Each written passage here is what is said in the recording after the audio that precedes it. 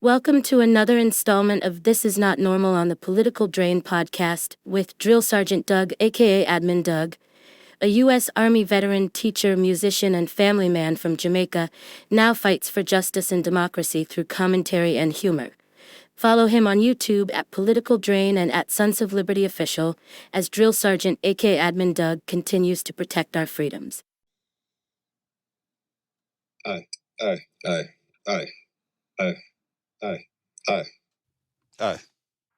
How y'all doing?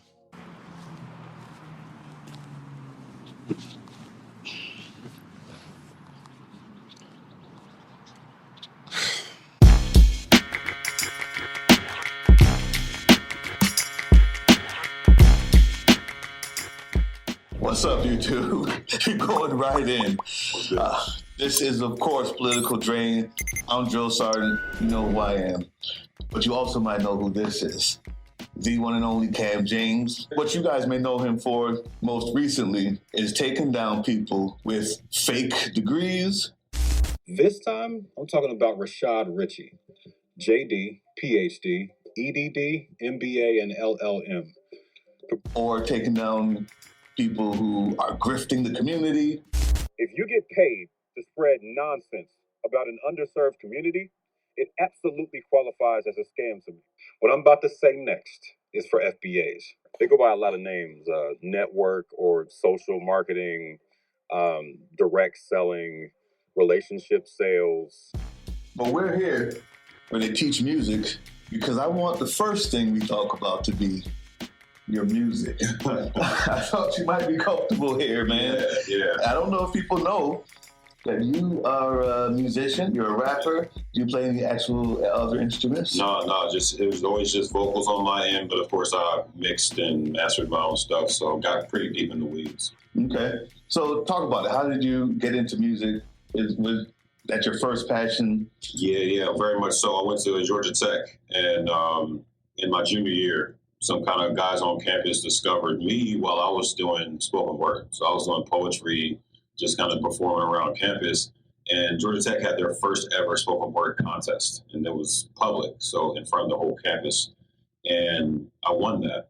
And some kind of like guys who were watching the competition noticed that, I sounded like a rapper. So my spoken word was not like, spoken word artists, what they sound like. Yeah. They're very ethereal and very abstract. I was very much like a cappella rapping. Okay. And I wasn't even aware at the time. But you still won, though. I won because I shocked the judges so much with my kind of straight up just bars with no music. Right. So some guys who made music on campus overheard that and kind of like put me under their wing, right? Okay. To teach me the ropes on how to use Pro Tools, how to record myself.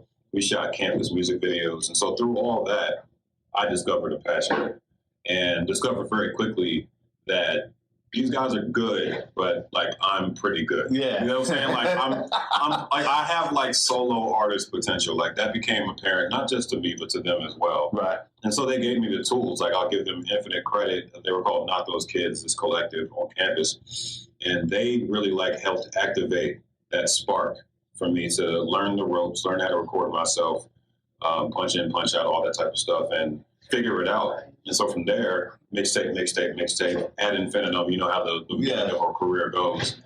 And I just kept going and had some success over the 10 years that I was making music. I had some songs on TV shows. I had festival appearances and things like that. I was playing with a band and so my self-organized shows.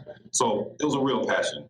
And that led into film from there because who's going to execute my music videos like me? Hey, you on the other side of the bed and ain't think I noticed? We had sex last night. I know it can't be the COVID. What's your motive? Baby, help me decode it. Shit's affecting my heart. Temptations without the orders. Reading back the text I wrote and I ain't think I was hurting your feelings much. Girl, you know I mean what I say. You can't pick up my sense of humor from a text. Cause I'm known to be pretty blunt. I ain't blowing smoke. All I need is an ounce of trust. We are not exclusive. I be treating you like wifey cause you been holding me down. Just be doing shit like Nike. At 23, I was stupid. The years since done enlightened me. I become a mashup of rapping black and spike. I don't want to be like a touring rapper at any point. Like that part of my life is over. Yeah. But just to get that creative energy out, and I still like rapping, so that'll start up the next one.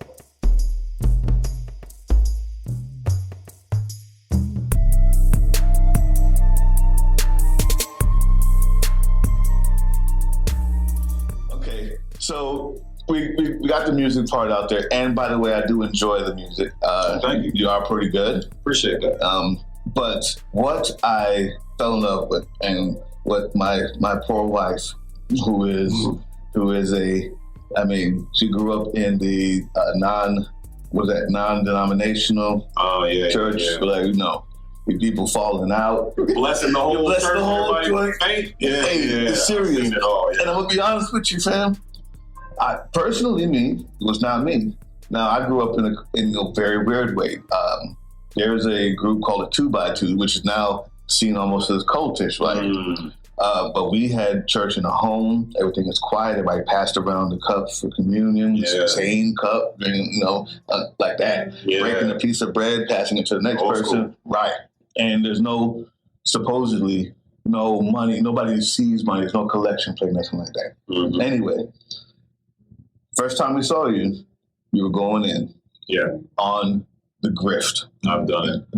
And several times. I'll be honest with you, like we've had this conversation in the home about where's the money going. It's not taxable. If it's not helping out through its donations, then it's actually sucking money because it's not paying any taxes. Yeah. What was the reaction when you started talking about that? Because it took a while. It took a while for some people to get used to being scolded. That is a great way to put it.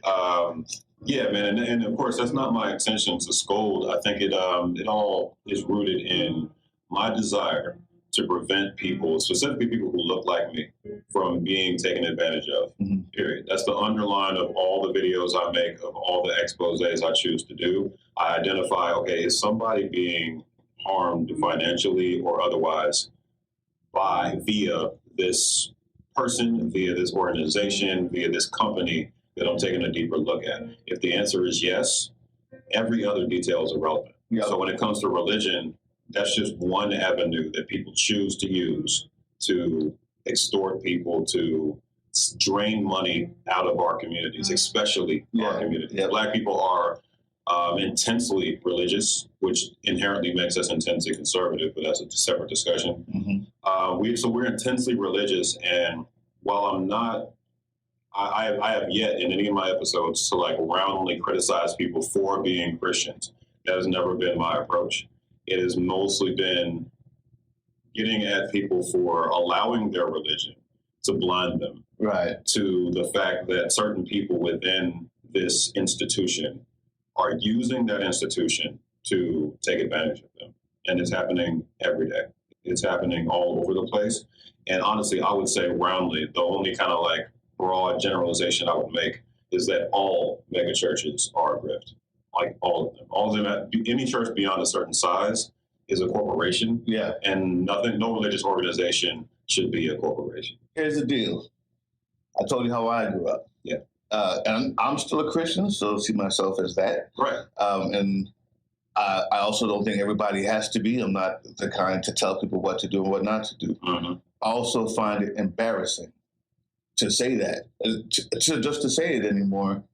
Yeah. Because of the fruits that people are showing. It's tough. From the Christianity, it's right? It's tough to be a Christian. Right. So when you say, yeah, I'm a Christian, but also I don't care about this and that, and also I'm taking money, it's ridiculous. But growing up where you don't even see a collection plate being passed, right. Everybody does kind of, if you want to help your organization, you do it quietly. You're doing things the right way. And you do it like that.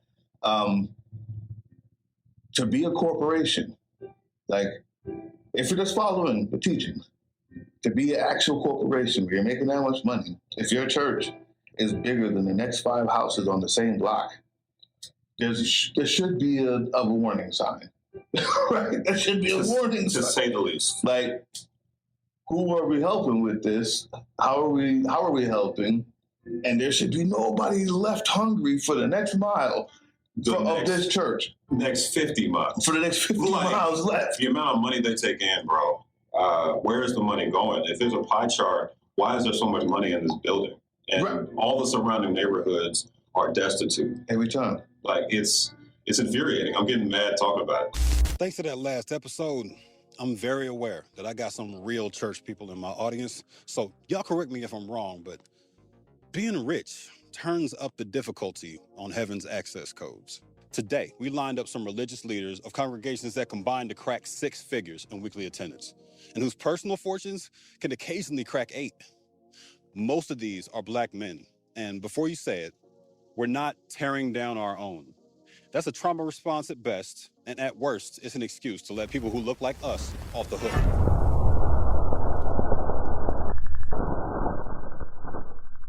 You've got cancer. The bad news is, we don't know what to do about it, except give you some poison that'll make you sicker. You want to do that, or you want to sit here on Saturday morning, hear the Word of God, and let faith come into your heart and be healed. Hallelujah. The backlash is something that, I deal with every day now. I get hundreds of comments every day at this point, and so it's something that progressively becomes your new normal. But I would say that I've had a journey that I've gone on with my mental health and my connection to my work. Okay. As a musician, you know that our emotions are inextricably tied to the things we release. We release something, and whether we like it or not, that's a piece of ourselves that's out into the world now. And it's hard to divorce your emotions from how people react to that thing. But in reality, once you make it and release it, it no longer belongs to you. Right. And I've had to understand that and start to step away. The moment I upload and turn it public, I have to start already that process of stepping away, looking away, not getting too deep into how people react, how people respond, because there's such a wide gamut of people who are there for different reasons. Yeah. There's some people who are there specifically because you're drawing attention and they're just mad at that alone. And then there's people who are commenting in good faith, giving you constructive criticism. I like paying attention to those people and interacting with those people. Yeah. And there's people who are here in absolute bad faith because they just don't like you. Right. They don't like some one thing you said 19 videos ago. Yeah. And now they're coming back video after video after video to tell you, hey, that thing you said in July of last year, I hate you. I actually hate you. I actually hate you. What? You don't know me, but they actually are there to tell you how much they hate you. So video after video, you have to realize that you, as the person who made this thing, don't have the ability to discern what all these people are here for. Mm-hmm. You don't know their motivations. So you have to start separating yourself because they just see you as an entity through a screen. Yeah. They don't know you. They don't care to know you. And even the people who are praising you all the time, they also don't know you. So it's a lot of parasocial relationships. You have to keep that in mind all the time. Don't get too addicted to the good, the praise, but also don't pay attention to the negativity either. You have to keep an even keel. So that's how I handle it. I've been on a journey to separate myself from it over time, and I've gotten better over time. I've also left every other social media platform except YouTube. Really? So that was a big help for me because it was a time suck, and I got into a lot of parasocial stuff on those platforms that didn't help. So as much as I can minimize it and do other stuff in my life, the better. But you also have to.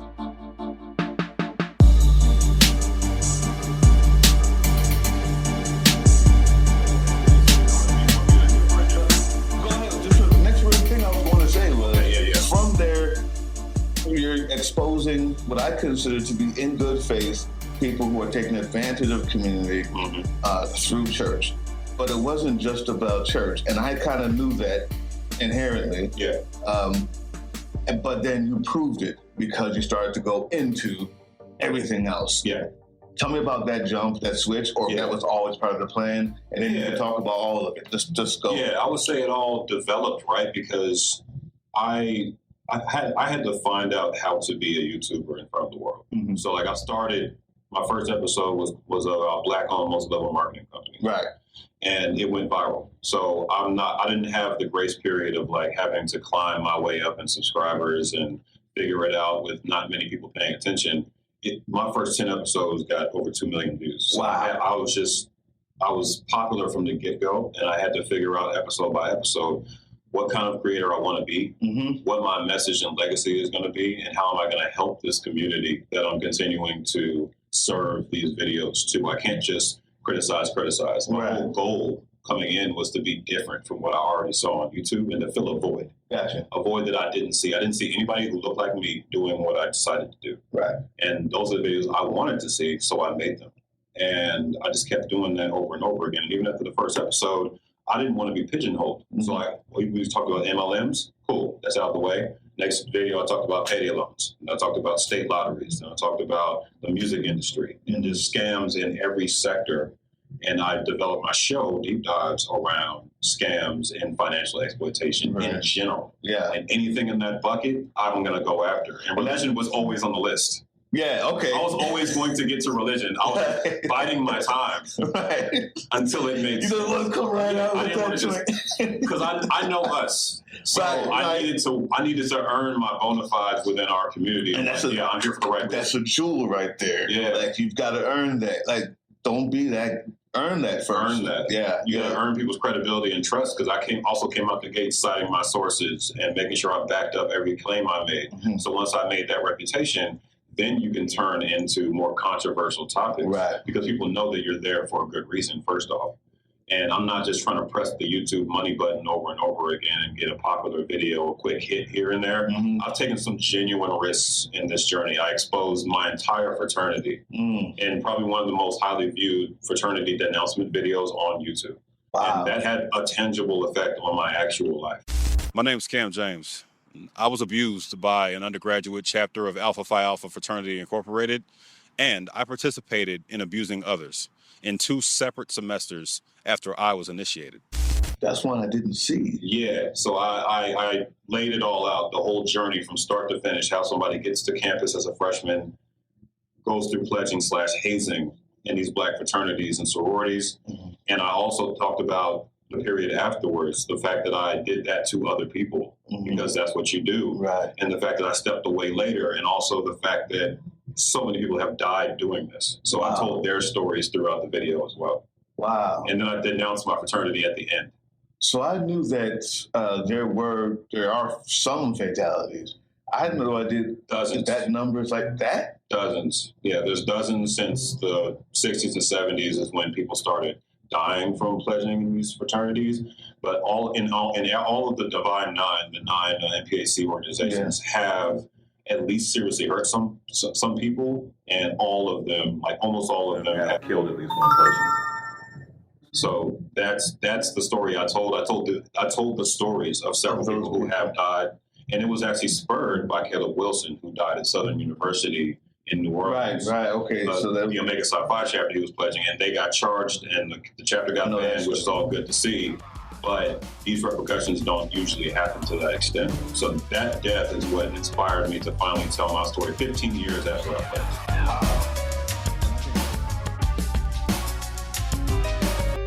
Come on, we can't stop. Come on, we can't stop. Come on, we can't stop. We can't stop. We can't stop. I'm going to go watch that directly after this, I promise you.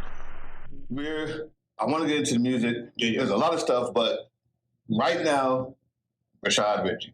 Yeah. Atlanta native, maybe, but at least where he's breaking his bread. You can get into TYT if you want to. I'm done with that. But tell me about what's going on. Let's get into Rashad. So, Rashad Ritchie. It happened because I was researching fake degrees in general. Yeah. I had made a previous episode just kind of running down, like, okay, what is a FUCA scammer? Because I made this term up, and I was like, okay, here's what it means. Here's some of the fire term, by the way. Appreciate that. And I was like, okay, I made this term up. Here's what it means. Here's some examples. So I made one episode that just dealt with that. Here's some red flags that can tell you when somebody is doing something like this. Okay. And in that episode, I mentioned fake degrees just in passing. And a bunch of people commented, like, you should talk more about fake degrees because it's a big deal. Yeah. It happens in Atlanta a lot. And so I started doing research. I listened to my viewers. And so I did some research. And as I was doing that, I stumbled across Rashad Ritchie's story. So articles about him and how his degrees are fake. I was not the first person to discover it or to publicize it.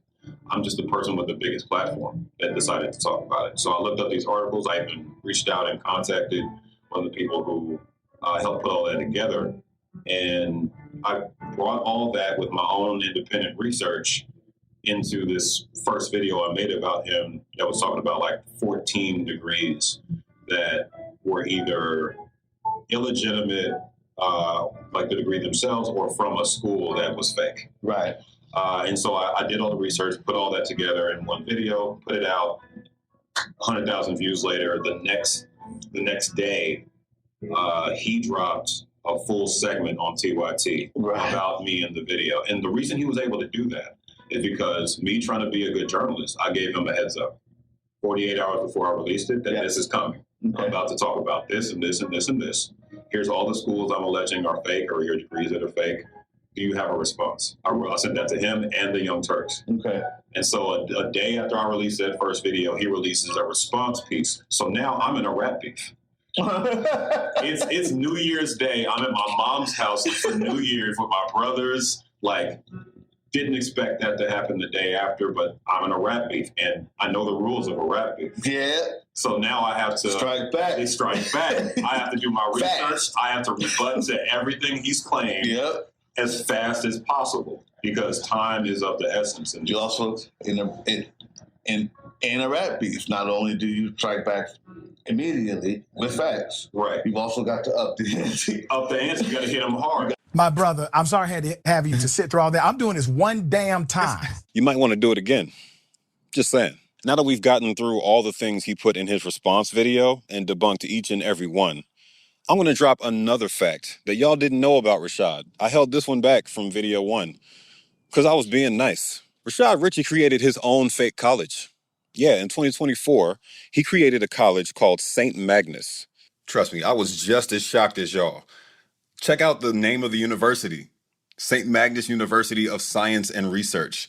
Does that ring a bell? He's gotten so many fake degrees at this point, it's almost like he took a note out of John Kersey's book and decided that he needs to get on the scam at the top level. This bio is in the Hall of Fame of overcompensation. I promise y'all are not ready for this. Kersey has a stack of overlapping doctorates, chancellor and professor positions at the same fake colleges Rashad Ritchie got his degrees from, lightbulb, archbishop positions. And he named himself royalty in Europe. Published hella books himself via the European American press. Has multiple knighthoods. Is a colonel, admiral, and lieutenant colonel in several American states. And got a Lifetime Achievement Award from President Obama in 2014. And so it wasn't just responding to every piece he did. I added information that I left out of the first one about, oh, by the way, everything you just told your audience is a lie. But on top of that, the firm you mentioned that investigated your credentials was owned by you. Oh. And you created a fake school called St. Magnus in 2024 that was designed to scam students. Ouch. So I added that onto my rebuttal piece and put it out like 2-3 days later after DJ Cool. Exactly. And it dropped with that energy. I dropped, like, when I released it, I posted on the community page, I posted pictures of like Euphoria. Like, I knew I was in a rap beef, bro. They not like us. So I took it exactly like a rap beef with the same energy. And so that second piece hit hard as well.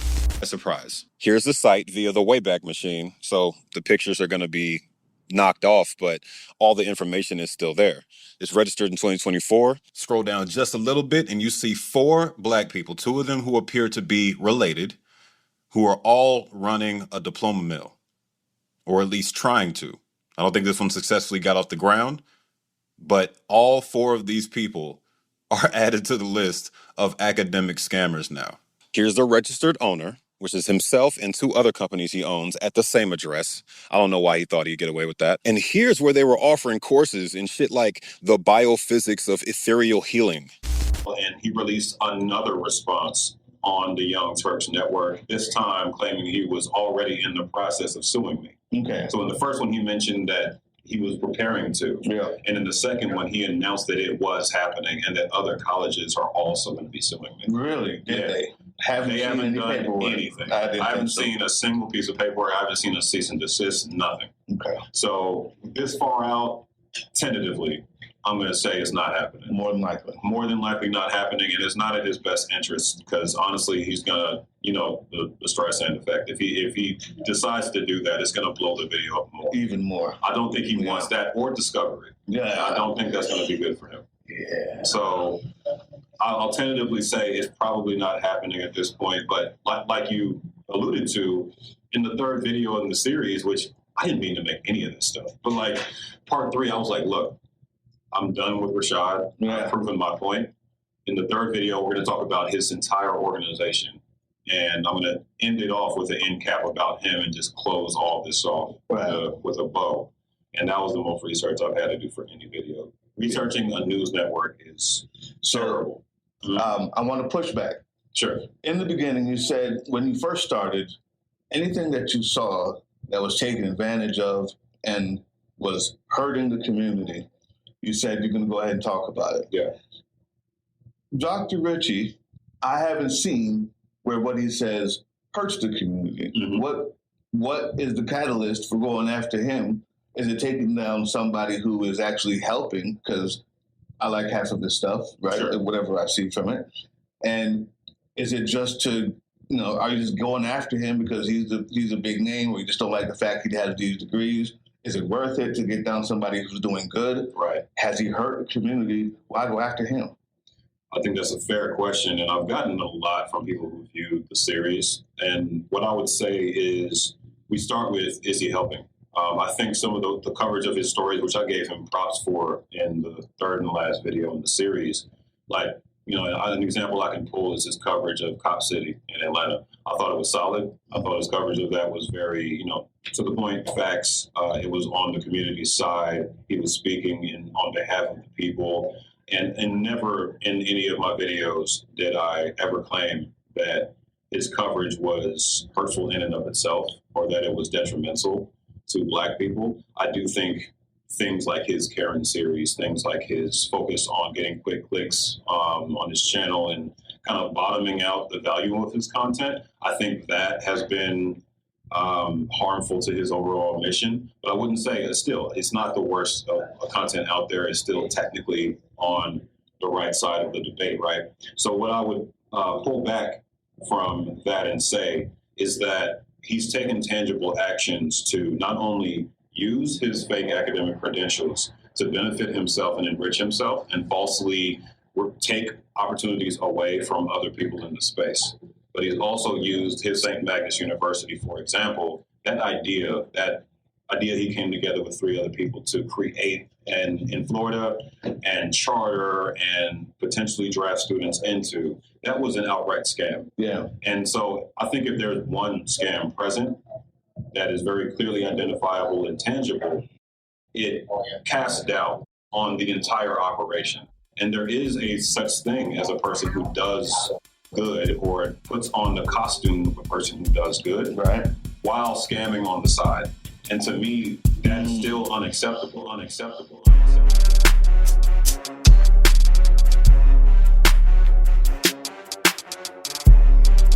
don't even know how to sing, but you can dance. You're an entertainment professional, right? That distinction, I don't want to ruin kids' dreams, but I'm telling them the difference between being a musician and a professional is that word corporation, that word money. Yeah. You can make money doing covers, even doing your own stuff. You can make money in the subway. Right.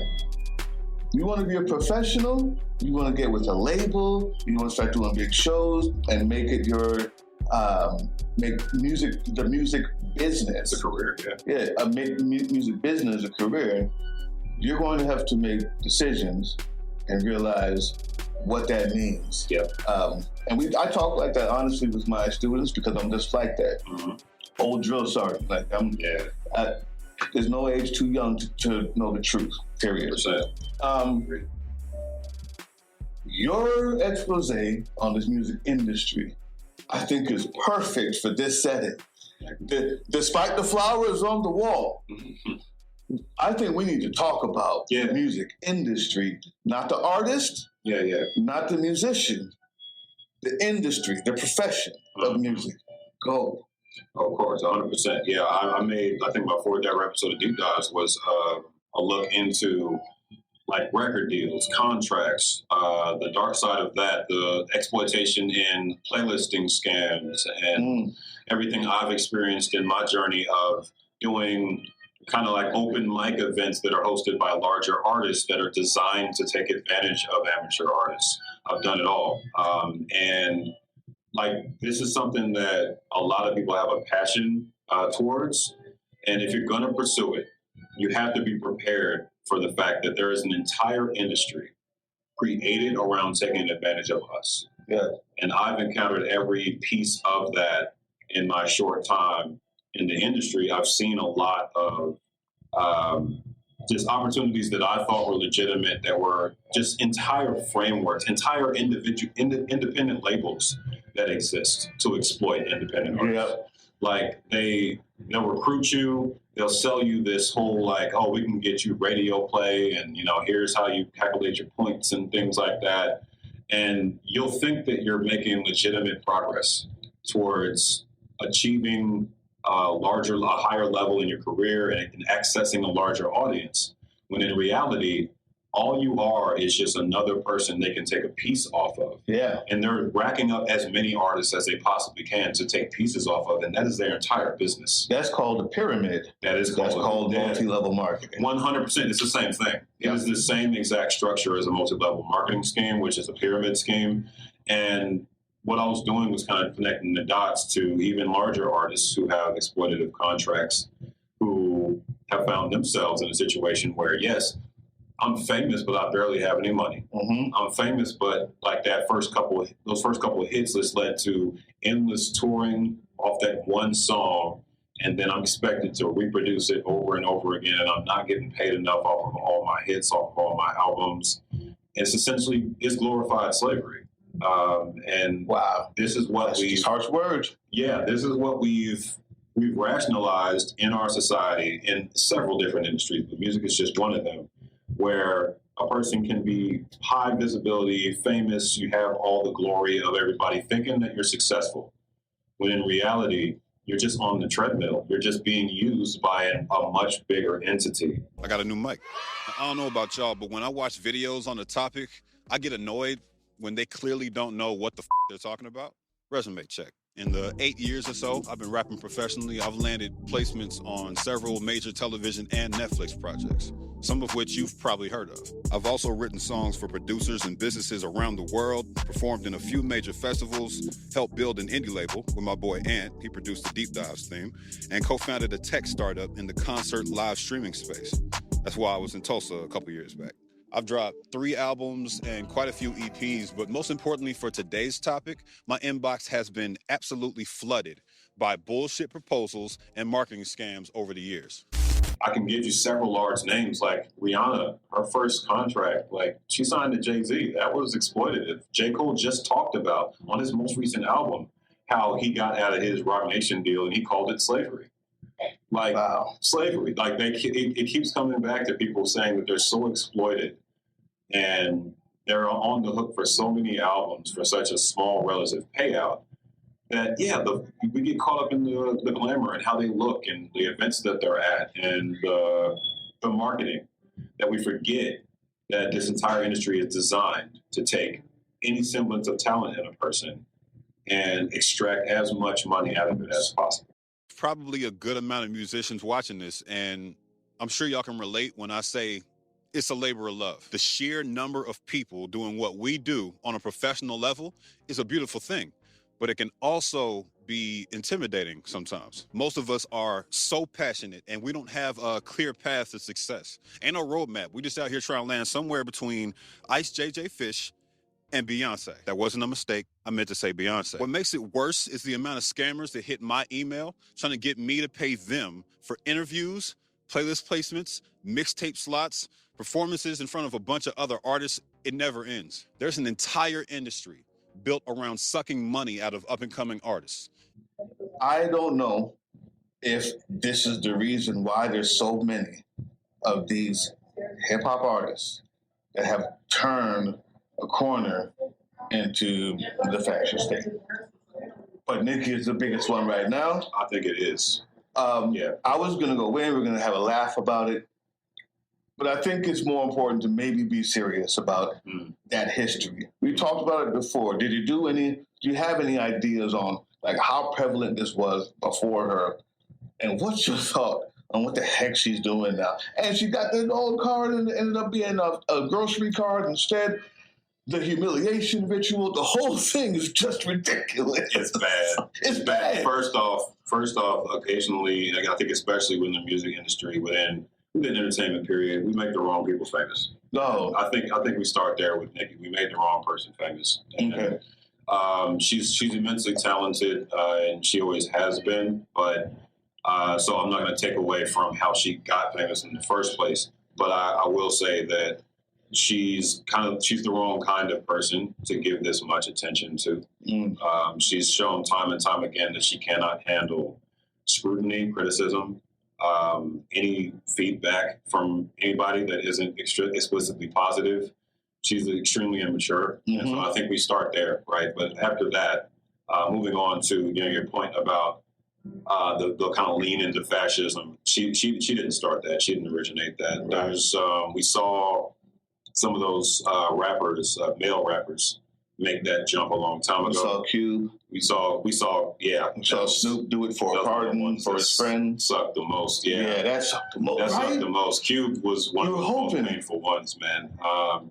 But we've seen like the kind of the trap rappers, like I forget the little white boys with the tattoos, with so many tattoos. I forget which one. There's a few of them. Yeah. But the ones who like were making blatant kind of pro-Trump stuff when he was running for campaign. For office. Blow. I forget the names, but like a few of them already made that lane way before Nicki.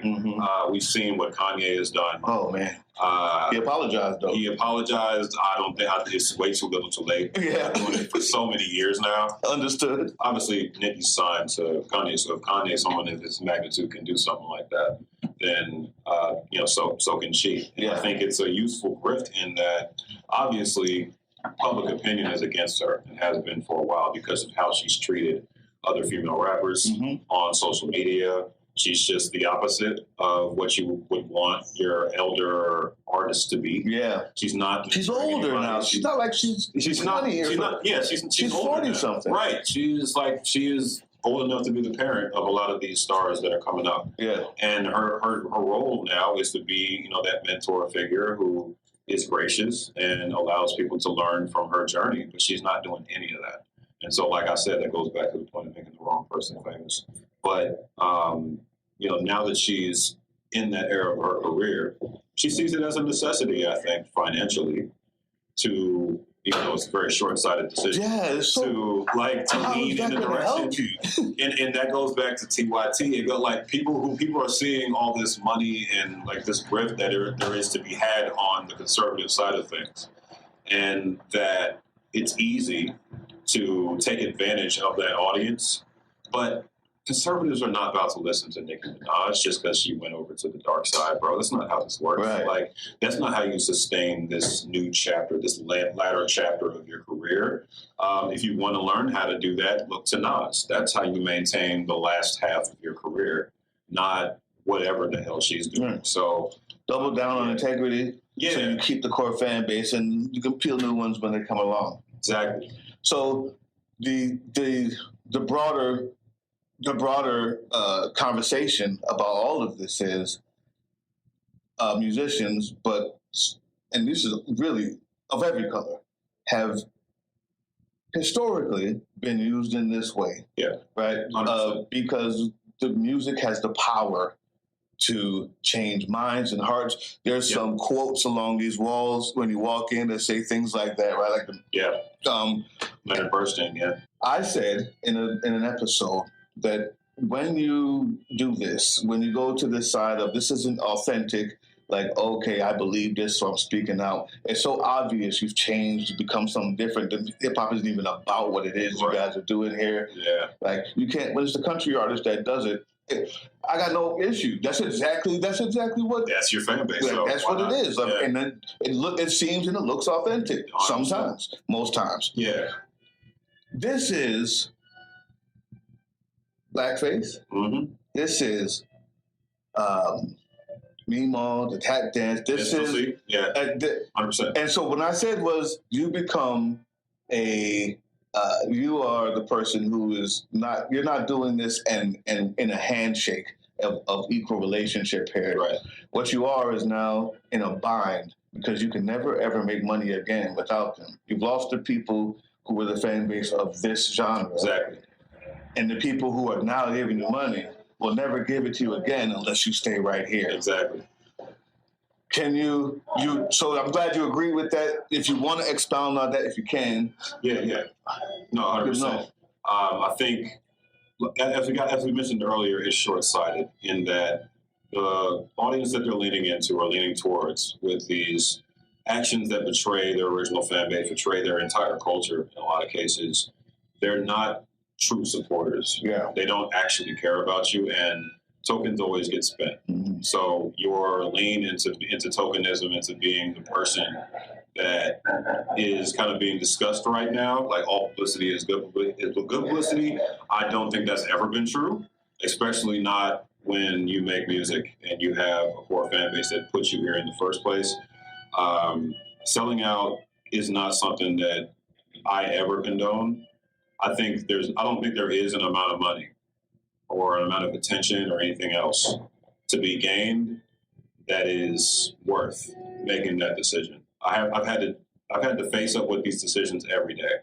On YouTube, when you get even a little bit of attention, sponsors come, but also people constantly emailing you, asking you to sell your audience out in various ways. People ask me to set up a faceless channel. They ask me to advertise things I will never stand behind all the time. And I have to consistently ask myself, it's not much of a question, but it's still like where is my integrity? Where are my morals? And more importantly, is making this move or doing this deal going to lose me my fan base that I built up? Nothing is worth that. And I think the short-sightedness to make that decision is, it ends the same way every time. And none of them are able to see it. It's confusing. So I'll end it with this because I think it's, and listening to everything, it might just be the theme for me. If you don't know before you get in what it is you're willing to sacrifice or how much you want it and who you are, you don't get in yet. 100%. That's YouTube. 100%. That's music. That's entertainment. Period. Because that's what I know. But I'm pretty sure it's architecture. Yeah. If you don't know who you are at first, before you get in, wait, because you're going to have to make those decisions on the fly. It ain't gonna work. 100%. I couldn't agree more, and that's exactly the attitude with which I approached everything. Was like, I need to know that once everything comes, once the attention comes, whenever it comes, right? You can't predict that. What you can control is your principles. Yeah. And knowing who you are, knowing what you'll say yes to, what you'll say no to, before you get started. Because once it starts coming at you, if you're not ready, you will lose yourself. And that's why I love your channel. Appreciate it. Because it's obvious you came in knowing who you are. I'm not sure if you knew exactly the direction that this was going, but you encircled it. Yeah, you can't predict everything. Right. That applies to everything every endeavor you'll ever undertake. You can never predict where it's going to go, but you can know what your vision is and what you want to accomplish, the legacy you want to leave, and the person that you want people, is anybody looking up to you, the person you want them looking up to. All right. That's important. Cam, James, thank you so much. Appreciate it. Thanks for having me. It's an honor. Absolutely. Hey, yeah, you. Before you click away to watch someone unbox a tactical toothbrush, let's talk about something real. Political Drain isn't just another content mill. We're a digital front in a very real war. Not with bullets, but with ideas, with action, and with solidarity. We pair urgent news with critical education. And we build community around actual resistance, not the hashtag kind. The kind that moves. But here's the thing. None of this is free. It isn't. Behind every video is time, labor, research, and some weird guy asking if we're going to pay the hosting bill. And yeah, some of that money goes to things we can't necessarily say out loud. If you know, you know. Let's just say Our special ops aren't Call of Duty LARPers. They're people making real moves to protect, uplift, and organize. You're not just funding a channel. You're funding a resistance network in a world where capital still calls the shots. Unfortunately, in a system built on artificial scarcity, even mutual aid has a price tag. And if we want to grow, if we want to win, we need your help. We need your help. So if you've got even a few bucks to spare, toss it our way.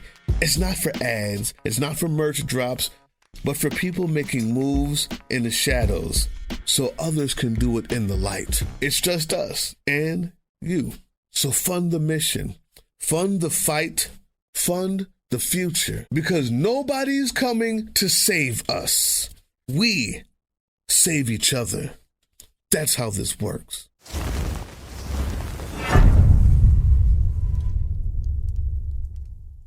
That was the Political Drain podcast, which can be heard on www.groovechillradio.com/political-drain and can be viewed on the Political Drain YouTube channel anytime. Once again, thank you for listening to Groove Chill as we resist fascism in any form, pursue democracy, peace, and love.